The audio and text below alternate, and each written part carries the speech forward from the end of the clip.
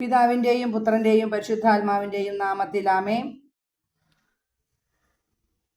ഈശോയിൽ സ്നേഹമുള്ളവരെ, ഈ 2026 ഈ പുതുത്സരത്തിൽ നമ്മൾ ഇന്ന് കേൾക്കാൻ പോകുന്ന ഒരു തിരുവചനം സാമുവേൽ 1 സാമുവേൽ 28 അധ്യായം 3 മുതലുള്ള തിരുവചനമാണ് കേൾക്കുന്നത്. സാവൂൾ എല്ലാ മന്ത്രവാദികളെയും ആഭിചാരകരെയും നാട്ടിൽ നിന്ന് പുറത്താക്കുകയും സാവൂൾ ഫിലിസ്ത്യരുടെ പട്ടാളത്തെ കണ്ട് ഭയപ്പെട്ടു. കർത്താവിനോട് ആരായിഞ്ഞു. പക്ഷെ കർത്താവ് സ്വപ്നത്തിലൂടെയോ ഉറീമിയിലൂടെയോ പ്രവാചകന്മാരിലൂടെയോ ഉത്തരം നൽകിയില്ല.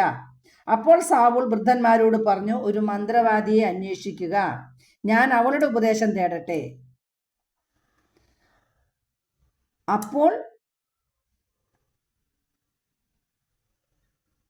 ദാസന്മാർ പറഞ്ഞു, എൻദോറാമിൽ ഒരു മന്ത്രവാദി ഉണ്ട്. സാവൂൾ വേഷപ്രസന്നനായി രണ്ടുപേരെയും കൂട്ടി രാത്രിയിൽ തന്നെ അവളുടെ അടുത്തേക്ക് പോയി. അവളോട് ചെന്ന് പറഞ്ഞു, നിന്റെ മന്ത്രിക ശക്തി കൊണ്ട് ഞാൻ ആവശ്യപ്പെടുന്നവനെ എൻ്റെ അടുക്കൽ കൊണ്ടുവരിക. അവൾ പറഞ്ഞു, സാവൂൾ മന്ത്രവാദികളെയും ആഭിചാരകരെയും നാട്ടിൽ നിന്ന് പുറത്താക്കിയെന്ന് നിനക്കറിയാമല്ലോ. പിന്നെ എന്തിന് എന്നെ കൊല്ലിക്കാൻ കെണിയൊരുക്കുന്നു? ഇക്കാര്യത്തിൽ ഒരു ശിക്ഷയും നിനക്കുണ്ടാവുകയില്ല എന്ന് സാവൂൾ കർത്താവിന്റെ നാമത്തിൽ ആണയിട്ട് അവളോട് പറഞ്ഞു. അവൾ ചോദിച്ചു, ഞാൻ ആരെയാണ് വരുത്തി തരേണ്ടത്? സാമുവേലിനെ വരുത്താൻ അവൻ ആവശ്യപ്പെട്ടു.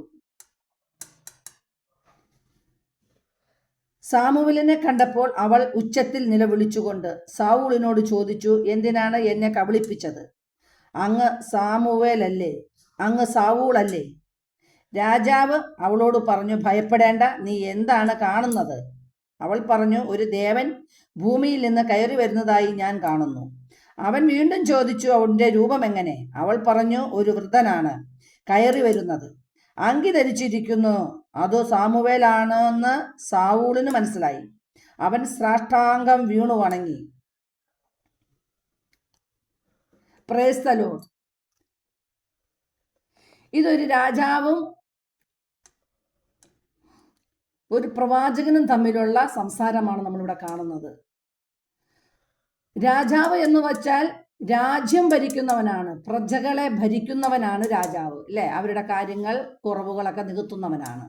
എന്നാൽ ഒരു പ്രവാചകൻ എന്ന് പറഞ്ഞിട്ടുണ്ടെങ്കിൽ സ്വർഗത്തിലെ ദൈവത്തിന്റെ കയ്യിൽ നിന്ന് ദൈവം കൊടുക്കുന്ന ജനങ്ങൾക്ക്, രാജാവിനും ജനങ്ങൾക്കൊക്കെ കൊടുക്കുന്ന മെസ്സേജ് കൃത്യമായിട്ട് അവരെ അറിയിക്കുക എന്ന് പറയുന്ന ദൗത്യമാണ് പ്രവാചകനുള്ളത്. പ്രവാചകൻ ദൈവത്തിൽ നിന്ന് കിട്ടുന്ന, രാജാവിന് കിട്ടുന്ന മെസ്സേജ് രാജാവിന് എത്തിച്ചു കൊടുക്കും. അപ്പോൾ രാജാവിന് ഇഷ്ടമുള്ളതാണെങ്കിൽ അത് സ്വീകരിക്കും.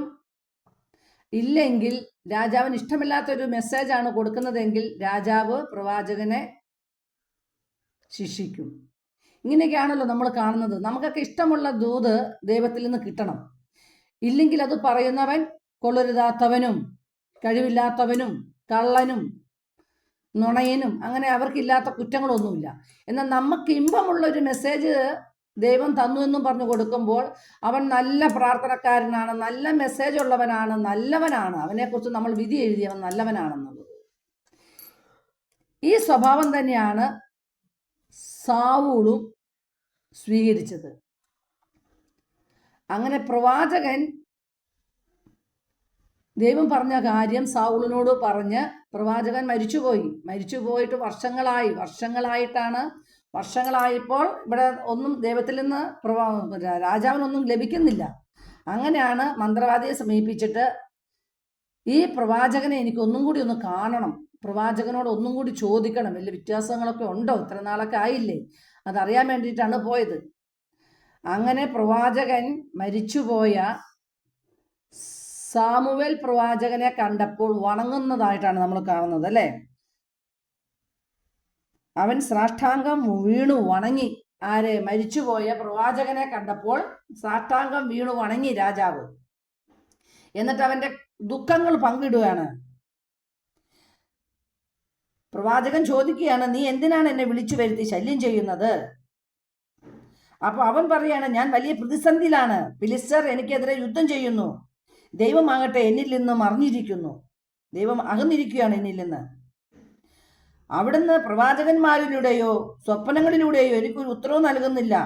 അതുകൊണ്ട് ഞാൻ ഇനി എന്ത് ചെയ്യണമെന്ന് പറഞ്ഞു തരേണ്ടതിനാണ് ഞാൻ അങ്ങയെ വിളിച്ചത്.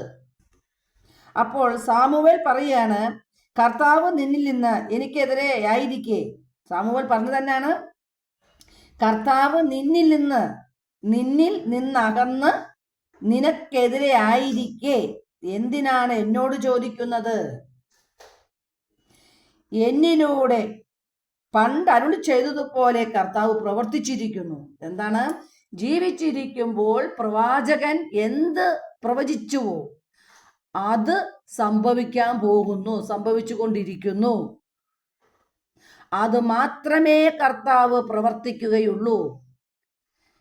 നീ വേറെ ആരുടെ എല്ലാം അടുത്ത് ചെന്ന് എന്തെല്ലാം അന്വേഷിച്ചാലും ഞാൻ ഈ പറഞ്ഞതല്ലാതെ ദൈവം നിനക്ക് ഉത്തരം നൽകില്ല.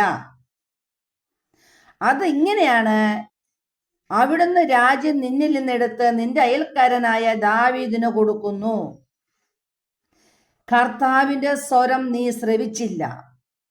നീ കർത്താവിന്റെ സ്വരം ശ്രവിക്കാത്തത് കൊണ്ട് നിന്റെ അധികാരം മറ്റൊരുവന്, കർത്താവിന്റെ സ്വരം ശ്രവിക്കുന്നവന് കൊടുക്കുന്നു. ഇത് ജീവിച്ചിരുന്നപ്പോൾ ഞാൻ നിന്നോട് പ്രവചിച്ചതാണ്, ഇത് മരിച്ചു കഴിഞ്ഞിട്ടും ഇത് തന്നെയാണ് എനിക്ക് പറയാനുള്ളത്. ഈശോയിൽ പ്രിയമുള്ളവരെ, നമ്മൾ ഒരു കാര്യം മനസ്സിലാക്കേണ്ടത്, യേശുക്രിസ്തു ജനിച്ച് നിയമജ്ഞന്മാരുടെ മുന്നിൽ കൂടെയൊക്കെ നടന്നപ്പോൾ, പരിസജീവിതത്തിൽ നടന്നപ്പോൾ, ദേവാലയത്തിൽ നിന്നപ്പോൾ അവന് ജ്ഞാനം കണ്ട് എല്ലാവരും വിസ്മയഭരിതരായി, അന്തം വിട്ടുപോയി. എന്നിട്ട് അവർ പറയുന്നുണ്ട്, ഇത് ആ തച്ചൻ്റെ മകനല്ലേ എന്ന്. കാരണം ഒരു തച്ചൻ്റെ മകന് എന്തറിവാ ഉള്ളത്, എന്ത് വിദ്യാഭ്യാസമാണ് ഉള്ളത്? ഇതാണ് മനുഷ്യൻ, ഇതാണ് മനുഷ്യൻ. നമ്മളിവിടെ സാമുവേലിന്റെ പുസ്തകത്തിൽ കാണുന്ന ഒരു കാര്യമുണ്ട്. അതുവരെ മന്ത്രവാദി തൻ്റെ ഭൗതിക കണ്ണുകൾ കൊണ്ടായിരുന്നു മന്ത്രവിദ്യ ചെയ്ത് ഓരോ കാര്യങ്ങൾ പറഞ്ഞുകൊണ്ടിരുന്നത്, അതില്ലാത്തതുള്ളതൊക്കെ. എന്നാൽ അവള് ദൈവപുരുഷനെ കണ്ടപ്പോൾ, അവിടെ നമ്മളൊരു വ്യത്യാസം കാണുന്നത്, ദൈവപുരുഷനെ കണ്ടപ്പോൾ അവളുടെ അവൾ ഇന്ന് വരെയും തുറക്കാത്ത ഒരു കണ്ണ് തുറന്നു. ആത്മീയ കണ്ണ് തുറന്ന്, ആത്മീയ മനുഷ്യനെ കണ്ടപ്പോൾ അവളുടെ ആത്മീയ കണ്ണ് തുറന്ന്, അതുവരെയും അവൾക്ക് വെളിപ്പെടാതിരുന്ന ഒരു സത്യം അവൾ വെളിപ്പെട്ട് കിട്ടുവാണ്. അവളുടെ അടുത്ത് നിൽക്കുന്നത് സാധാ ഒരു മനുഷ്യനല്ല. ആരാണോ രാജ്യത്തുള്ള മന്ത്രവാദികളെയും പ്രവാചകന്മാരെയൊക്കെ കൊല്ലുമെന്ന് പറയുന്ന രാജാവ്, ആ രാജാവാണ് എൻ്റെ മുമ്പിൽ നിൽക്കുന്നത് എന്ന് അവൾക്ക് വെളിപ്പെടുത്തി കിട്ടുവാണ് പ്രവാചകനെ കണ്ട നിമിഷം. ആ പ്രവാചകൻ ഭൂമിയിൽ നിന്ന് ഇങ്ങോട്ട് കയറി വരികയാണ്. അവൻ മരിച്ച അവൻ്റെ അടി കിടക്കുന്നതൊന്നും മന്ത്രവാദി കാണുന്നില്ല, അവൻ നടന്നു കയറി വരുവാണ്. വന്നിട്ട് അവനെ കണ്ടപ്പോൾ തന്നെ ജീവിച്ചിരിക്കുന്ന സാവുകൾ അവനെ വണങ്ങുന്നു, നിലം പറ്റെ വണങ്ങുന്നതായിട്ടാണ് നമ്മൾ തിരുവചനത്തിൽ കാണുന്നത്, കുമ്പിടുന്നു. ഇന്ന് മനുഷ്യന്റെ ചിന്തയിൽ നോക്കുകയാണ്, ഇതൊക്കെ എന്തിനാണ്, അവൻ മരിച്ചു പോയതല്ലേ, അവനൊരു ശക്തിയും ഇല്ലല്ലോ. ഇതൊക്കെയാണ് നമ്മുടെ ചിന്തകളിൽ. ഈ 2026 നമ്മുടെ ചിന്തകൾക്കും നമ്മുടെ പ്രവർത്തികൾക്കൊക്കെ നമുക്കൊരു മാറ്റം വരുത്തണം. നമ്മുടെ ചിന്താഗതിയും നമ്മുടെ പ്രവൃത്തിയിലൊക്കെ ഒരു മാറ്റം വന്നാൽ മാത്രമാണ് നമ്മുടെ ജീവിതത്തിന് മാറ്റം വരികയുള്ളൂ. ഇത്രയും കാലം രാജാവായിക്കൊള്ളട്ടെ, അറിവുള്ളവനായിക്കൊള്ളട്ടെ, മന്ത്രി ആയിക്കൊള്ളട്ടെ, പുരോഹിതനായിക്കൊള്ളട്ടെ, സാധാ ഒരു മനുഷ്യനായിക്കൊള്ളട്ടെ, ഇതുവരെയും നമ്മൾ ചിന്തിച്ചത് നമ്മളിലൂടെ നിന്നിട്ടാണെങ്കിൽ ഇനി നമ്മൾ ചിന്തിക്കേണ്ടത് നമ്മളിലൂടെയല്ല, നമ്മളിലുള്ള ദൈവത്തിലൂടെ ചിന്തിക്കുകയും കാണുകയും പ്രവർത്തിക്കുകയും ചെയ്യുമ്പോഴാണ് എന്തെങ്കിലുമൊക്കെ പുതിയത് നടക്കുകയുള്ളൂ. പുതിയ കാര്യങ്ങൾ 2026 പുതിയ വർഷമാണ്. പുതിയ കാര്യങ്ങൾ എൻ്റെ ജീവിതത്തിൽ നടക്കണം, പുതിയ പ്രവർത്തികൾ എനിക്ക് ചെയ്യണം. ഇങ്ങനെയൊക്കെ നമ്മൾ ആഗ്രഹിക്കുന്നുണ്ടെങ്കിൽ നമ്മളിലൂടെയും മറ്റുള്ളവരിലൂടെയും നമ്മൾ ദൈവിക സ്വരവും ദൈവിക പ്രവൃത്തികളും കാണണം. അത് ചിലപ്പം ഇന്ന് വരെ നടന്ന ഒരു വ്യക്തിയിലൂടെ തന്നെയായിരിക്കും ദൈവം സംസാരിക്കുക.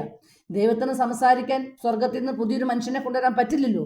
അത് കാരണം ഇന്ന് നമ്മളുടെ കൂടെ നമ്മളെ വഴക്ക് പറഞ്ഞ് നടന്നവൻ, തെറി പറഞ്ഞ് നടന്നവൻ, നമ്മളോട് മിണ്ടാതെ നടന്നവനിലൂടെ ആയിരിക്കാം ചിലപ്പം ദൈവം ഒരു നല്ല പ്രവൃത്തി നമ്മുടെ ജീവിതത്തിലേക്ക് കൊണ്ടുതരുന്നത്. അത് മനസ്സിലാക്കി അത് സ്വീകരിച്ച്, അത് ദൈവമാണ് എനിക്ക് നൽകിയതെന്ന് ദൈവത്തെ മാനിക്കുക. അങ്ങനെ പുതിയൊരു പ്രവൃത്തിയിലേക്കും പുതിയ തീരുമാനങ്ങൾ എടുക്കാനും പുതിയ കാര്യങ്ങൾ കാണാനൊക്കെ ഈ 2026 യേശുവിൻ്റെ നാമത്തിൽ നമുക്ക് ഇടവരുത്തട്ടെ എന്ന് പ്രാർത്ഥിക്കുന്നു. ഞാൻ എല്ലാവർക്കും വേണ്ടിയിട്ട് പുതുത്സരങ്ങൾ നേർന്നുകൊണ്ട് ദൈവനാമത്തിന് സ്തുതിയും മഹത്വവും ഉണ്ടായിരിക്കട്ടെ. Praise the Lord. Hallelujah, hallelujah, hallelujah.